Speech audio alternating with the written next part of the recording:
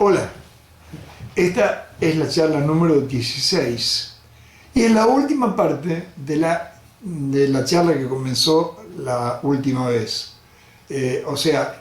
Aquella fue la primera parte, hablamos sobre los anorexígenos y les prometí que hoy íbamos a tocar un tema muy interesante. Hablaremos hoy de un caso muy especial que me permitió elaborar esta duodécima hipótesis. Así como le contaba en la en la charla número 13 y en la charla número 14, que desde hace muchos años calificamos a muchos de los pacientes como pacientes problema, había otros muchos que presentaban otro trastorno tan incomprensible para nosotros que ni siquiera se nos ocurría una denominación para referirnos a ellos. Quizá pacientes enigma sería una calificación que los identifique perfectamente. Me refiero a personas que, haciendo las cosas muy bien, llegado un momento se detenían en un punto que ostensiblemente no era el de su delgadez y por mejor que se portaran dejaban de adelgazar. No tenían forma de engañarnos o de engañarse inconscientemente a sí mismos o de cometer errores sin que lo advirtiéramos, ya que el análisis de cetonuria que le efectuábamos en cada visita siempre daba resultados correctos. Pero a pesar de ello, no había avances. Siempre nos conformábamos con la tranquilizadora hipótesis del estancamiento temporario que observamos en todos los pacientes, sin excepciones. Efectivamente, hasta los más exitosos atraviesan etapas, por lo menos más o menos largas, sin notar resultados a pesar de seguir nuestros consejos al pie de la letra, como hacen siempre ellos. Luego, misteriosamente, vuelven a otro periodo de desengorde hasta que nuevamente otra vez a frenarse por un tiempo y así hasta el final. A este tan universal fenómeno aún no le he encontrado ninguna explicación lógica. No he logrado imaginar ninguna hipótesis que pudiera explicarlo. Como era algo usual, la evidencia nos decía que el proceso seguía su curso normal a pesar de los odiosos periodos en donde todo quedaba igual por algunas semanas. Hasta llegó a servirme de argumento para advertir a todos los que hacen algún tipo de tratamiento non santo que si en su proceso de adelgazamiento no se presentaban estas etapas de detención, es que no están adelgazando, sino enflaqueciendo. Pero en los pacientes enigma, no se me ocurre otro eufemismo para referirme a ellos, las cosas eran tan desconcertantes, sus periodos de estancamiento al hacerse tan largos los descorazonaba de tal forma que dejaban de visitarnos. Obviamente pensarían que el método que les proponíamos no daba resultado en ellos. La lógica del proceso de adelgazamiento fisiológico se veía trastocada.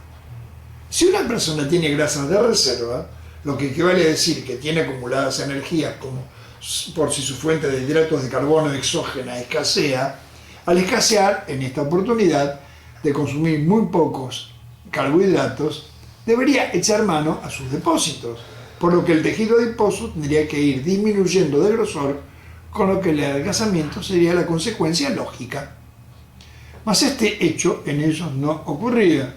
Se comportaban tal como las personas delgadas, las que no tienen exceso de sus depósitos, a las que se les restringe la ingesta de carbohidratos por otro motivo, por ejemplo porque tienen diabetes o porque tienen trastornos de las grasas en sangre, por problemas digestivos, etc. Ellos también presentan cetonas en orina, aunque sus medidas y su peso no desciendan. Las cetonas, en este caso, son el producto de transformar en glucosa a las grasas y proteínas de la ingesta, ya que al carecer de exceso de grasa propia, no pueden sacar glucosa de estos excesos. Recuerde que ese sería el mecanismo más económico a usar cuando se restringe fuertemente el consumo de carbohidratos. Pero aquellos enigmáticos pacientes sí tenían, era evidente, grasas de reserva. Entonces, ¿por qué no recurrían a ella ante la carencia y la ingesta? ¿Por qué sus organismos elegían el camino más caro? Extraerla de los lípidos y proteínas que formaban parte de su alimentación cotidiana, teniendo al alcance de la mano tan económica fuente. realmente era un enigma. Todo comenzó a aclararse a fines de 1998. Como el tema es tan difícil de exponer, por esta única vez hablaré de peso, para que pueda entenderlo mejor. O para que no se le haga tan difícil, tan dificultoso, a mí no se me haga tan dificultoso explicárselo. Hilda, vamos a llamar así a la paciente, me consultó por primera vez en 1995. Estaba muy gorda. Para que tenga una idea de su gordura, le comento que su estatura era un poco menor que la media para una mujer y que pesaba 95 kilos en su primera consulta. Me relató que había consumido siempre anfetaminas desde los principios de su adolescencia y hasta hacía unas semanas atrás. Comenzó a seguir mis indicaciones y los resultados eran buenos. Era una paciente excelente, hasta que llegó a pesar 88 kilos. Allí se estancó. A pesar de seguir haciendo muy bien las cosas, dejó de progresar. Le expliqué que era normal que eso ocurriera, pero luego de 4 o 5 semanas más, abrumada por este inesperado fracaso, dejó de concurrir. A los pocos meses volvió, resignada, pero esta vez con 98 kilos a cuesta, no los 95 de la primera vez. Nuevamente llegó sin problemas a los 88 y al volver a estancarse, otra vez abandonó el intento. A fines de 1996 retornó, pero esta vez pesando algo más de 100 kilos. Tuvimos una larga charla, escuchó mi teoría de los 2 capitanes y accedió a someterse a lo que yo le indicara u opinara, sin pretender transformarse alguna vez en un segundo capitán. En abril de 1997 ya había logrado sus famosos e históricos 88 kilos. Eran el límite y la causa de sus anteriores abandonos. Le anticipé que comenzaría seguramente su etapa de estancamiento. Expliqué todo esto que le acabo de explicar a usted sobre el estancamiento, por lo que debería armarse de paciencia hasta que esta etapa terminara. Habíamos convenido, a instancias de ella, que concurriría a la consulta todos los viernes, ya que si dejaba de hacerlo, sostenía, no tenía confianza en su capacidad de seguir respetando las reglas de alimentación impuestas. Me veo en la necesidad de aclarar que a partir del pacto de vernos una vez a la semana, las consultas eran sin cargo. Al fin, ella era parte de la investigación de tan especial fenómeno. Cuando llegamos a mediados de 1998, su peso seguía siempre oscilando alrededor de los infranqueables 88 kilogramos. ¿Hasta cuándo estar estancada?, me preguntó mostrando una gran resignación. Yo no sabía qué responderle. Era para mí inédito que lo estuviese durante tanto tiempo, especialmente cuando su contracción a cuidarse era tanta. Las cetonurias, siempre de 4 o 5 cruces, me lo demostraban. Y porque no tenía experiencia en que alguien que fuese tan obediente permaneciera concurriendo por tanto tiempo, a pesar de no obtener resultados, por lo menos en lo referente al peso. Esta última aclaración es muy importante.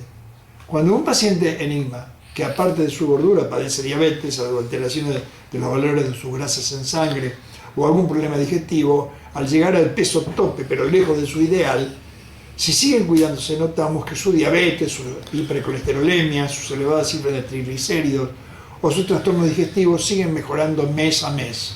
Estos problemas, según lo conversamos en la 10ª charla, no tienen nada que ver con la gordura en sí misma. Un viernes, en que llovía a mares, por lo que los pacientes que le sucedían estaban ausentes, tuvimos mucho tiempo para conversar de tan espinoso tema. No sé qué pasa, Hilda. Su orina demuestra que está elaborando glucosa, pero como su grasa no disminuye de volumen, creo que lo está consiguiendo de la que consume. De la que consume todos los días, como si ya fuese delgada. Es mi destino, doctor. El 88 es mi número, exclamó. ¿Qué quiere decirme con eso del 88 es mi número?, le pregunté. Es que desde los 14 años siempre me permití llegar solamente hasta ese peso. Cuando lo alcanzaba recurría a algún médico que me daba anfetaminas, bajaba hasta 60 y las dejaba de tomar. Luego volví a engordar y cuando llegaba nuevamente a los 88 consultaba con otro que volvía a recetármelas. Y así hasta que algunos meses antes de consultarlo por primera vez, hace 3 años, aunque esa vez me dejé estar. La charla continuó en ese tenor y yo estaba cada vez más alarmado por las ideas que venían a mi cabeza. ¿No será que estos malditos fármacos ejercen una acción tal que después de consumirlos durante un tiempo bloquean de alguna manera la capacidad que tienen las células grasas, que se llaman adipocitos, de entregarlas cuando la ingesta de carbohidratos se restringe, como es lo normal y fisiológico? Se lo comenté y su esperada expresión fue: no, por Dios, ojalá se equivoque. Yo también pensé lo mismo. Dios quiere que esta idea mía no sea más que una errónea interpretación de la evidencia. Luego que nos despedimos, hasta la próxima semana, vinieron a mi mente los nombres de 6 o 7 pacientes enigma que había atendido en la antigüedad. Mi secretaria de esas épocas recordó el de otros tantos. Ella buscó sus fichas y en todas encontramos los temidos factores comunes. Habían consumido anfetaminas y, llegado un momento lejano a su delgadez, se habían estancado. Como los datos que teníamos anotados en las fichas eran muy escuetos e imprecisos en ese aspecto, decidí llamar por teléfono a cada una. Todas eran mujeres. Logré comunicarme con 11 y, para mi espanto, todas me comentaron lo mismo, que alguna vez o varias veces habían tomado anfetaminas al llegar a un peso igual al que misteriosamente se habían detenido en su proceso de adelgazamiento fisiológico cuando me consultaban. Comencé a profundizar el interrogatorio a los pacientes que concurrían por esas épocas a mi consultorio, inclusive a muchos varones que habían consumido esos productos. Cuando en total había encuestado más de 50, 60 pacientes, tan solo una mujer estaba logrando menos peso que el que alguna vez tenía cuando se las prescribieron, por lo menos el que ella recordaba haber tenido en ese entonces. Con el correr de los meses iba aumentando el número de casos. Cuando llegamos alrededor de 115, tan solo 3 afirmaron pesar menos que cuando empezaron a consumirla. El resto se detenían en el peso que tenían en aquella desgraciada oportunidad en que algún profesional les dio algún producto para ayudarla a soportar el hambre. Consulté con anatomopatólogos, con farmacólogos, y nadie supo cómo explicarme el fenómeno. Hipótesis provisoria que nace de toda la evidencia. Los que han consumido anfetaminas o similares por no menos de 4 meses, no importa si lo hicieron en forma continuada o discontinuada, pero que en total sume ese lapso como mínimo, vamos, es como si el efecto fuese acumulativo, tienen un altísimo porcentaje de probabilidad de que el peso mínimo a alcanzar, si utilizan un modo fisiológico de lograrlo, nunca será inferior al peso máximo que tenía cuando comenzaron a consumir esos nefastos fármacos. Es claro que si se someten a una alimentación muy carenciada bajarán de ese ahora peso mínimo posible, pero eso no ha de ser a causa de perder su grasa, que es lo único que los transforma en gordos, sino a una importante pérdida de masa muscular, volumen visceral, etc., tal cual como se lo explicaba en la charla número 7. Pérdida que ha de ser forzosamente transitoria, ya que la precaria condición de salud que consiga por literalmente morirse de hambre durante un largo tiempo les obligará a alimentarse en forma correcta, por lo que recuperarán el volumen de su masa muscular y el de todo lo demás, con lo que su estado volverá a ser el del principio. Es por todo esto que mis pacientes denominaban terrible o espantosa a esa posible acción indeseable del consumo de anorexígenos químicos. Ruego a Dios que esto no haya sido más que una desgraciada casualidad, que no sea más que un error de mi apreciación. ¿Se da cuenta usted también ahora de por qué tomé como lema aquellas palabras de Poincaré, de por qué les avisé en el prólogo que algunas cosas que iban a escuchar no iban a gustarles? Si consumió esos fármacos, y si aún haciendo las cosas bien ya no puede bajar más del peso que tenía cuando se lo prescribieron, esta podría ser una explicación de tan odioso fenómeno.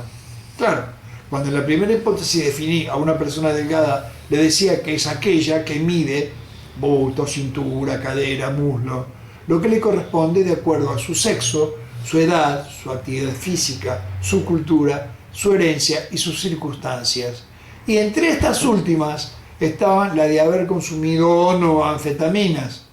Si le ocurrió y ya no baja más, por más bien que se porte en su correcto y fisiológico modo de alimentarse, es muy probable que esta sea su nueva delgadez. Lo siento mucho. No haga nada disparatado por querer forzar este nuevo equilibrio, porque si lo fuerza mucho, puede llegar a romperlo. Mas recuerde que si se abandona, las malditas anfetaminas no le impiden, desgraciadamente, que sus células adiposas se sigan cargando con más de las más traumatizantes grasas de reserva. Si conoce a alguien que está a punto de consumir estos productos, o que hace poco comenzó con ellos, use todo el poder de convicción de que disponga para lograr que no los adopte o que los abandone, según sea el caso. Si todos hicieran eso, en algunas generaciones, los gordos entonces por lo menos estarán liberados de esta pesadilla. Cuando en la década de los 50 del siglo pasado estalló el terrible problema de la talidomida, hizo falta sacrificar a una parte de una generación para que dejara de usarse tan espantoso medicamento. Ahora los efectos aparentemente no son tan desgraciados como los de aquella droga, pero ¿cuántas generaciones harán falta para librar de sus efectos a los gordos del futuro? Siempre me he preguntado, y lo invito a que usted se lo pregunte, ¿los médicos que recetan anfetaminas o anfetaminosímiles se las indicarán a su padre o a su madre, a su esposa, a sus hijos o a sus nietos si alguno de ellos está gordo? ¿Las consumirán ellos mismos si la gordura es su conflicto? Si está conforme con todo lo que he escuchado en estas charlas, les vuelvo a pedir que no las abandone. Aún faltan temas pero muy importantes. Vuelvo a pedirle, tenga paciencia. Por favor, un like si les ha gustado el tema. Y suscríbese a este espacio porque todavía quedan temas interesantes. Por ejemplo, la semana próxima hablaremos sobre la famosa fuerza de voluntad. No se pierda esa charla. Chao. Hasta la próxima charla.